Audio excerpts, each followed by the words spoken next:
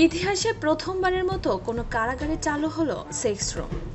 শুক্রবার ইতালির মধ্যাঞ্চলীয় উম্ব্রিয়া অঞ্চলের তেরোনি শহরের একটি কারাগারে এক বন্দী তার সঙ্গীর সঙ্গে একটি বিশেষ কক্ষে ঘনিষ্ঠ সাক্ষাতের সুযোগ পান। খবর রয়টার্সের। ইতালি সাংবিধানিক আদালতের একটি ঐতিহাসিক রায় অনুযায়ী এই সুযোগ দেওয়া হয়েছে। রায়ে বলা হয়, কারাবন্দীদের তাদের স্বামী, স্ত্রী বা দীর্ঘমেয়াদী সঙ্গীদের সঙ্গে ব্যক্তিগত সময় কাটানোর অধিকার রয়েছে।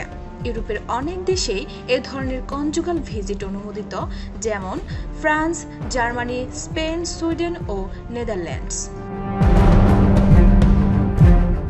দেশটির বিচার মন্ত্রণালয়ের নতুন নির্দেশনায় বলা হয়েছে, যেসব কয়েদিকে এই সুযোগ দেওয়া হবে তারা 2 ঘন্টার জন্য একটি নির্দিষ্ট কক্ষে অবস্থান করতে পারবেন, যেখানে থাকবে একটি বিছানা ও শৌচাগার। নিরাপত্তার জন্য কক্ষের দরজা খোলা রাখা হবে, যাতে জরুরি প্রয়োজনে কর্তৃপক্ষ হস্তক্ষেপ করতে পারে।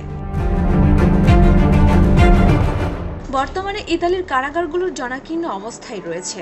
সরকারি পরিসংখ্যান অনুযায়ী সেখানে 62,000-এর বেশি বন্দী রয়েছে, যা কারাগারগুলোর ধারণ ক্ষমতার চেয়ে প্রায় 21% বেশি।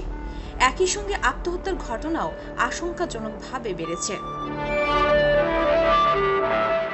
এই নতুন উদ্যোগ কারা সংস্কারে ইতালির দৃষ্টিভঙ্গিতে একটি গুরুত্বপূর্ণ পরিবর্তন এনে দিয়েছে বলে মনে করছেন বিশেষজ্ঞরা।